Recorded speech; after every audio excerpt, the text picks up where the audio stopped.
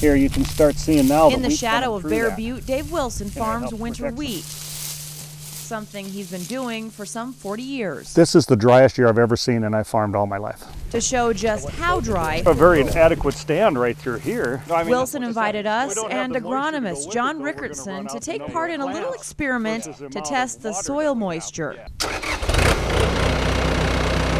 First, he drilled a 1-foot hole in land that was cropped the last 3 years. So looking at ground that's really dry. I mean, there's almost, no moisture in the soil. Now a deeper hole, 2 to 3 feet in the soil. I'm going to guess we're going to find no subsoil moisture.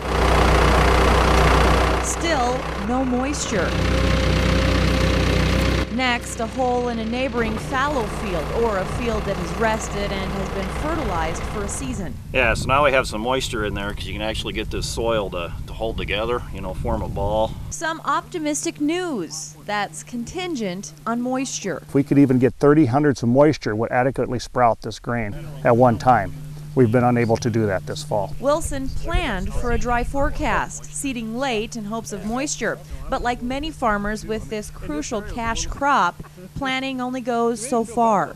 At this point during an average year, fields across South Dakota should look like this, with rows of green emerged wheat. Unfortunately, only about 5% of the fields look like this. 5% might be an optimistic, number for the amount emerged.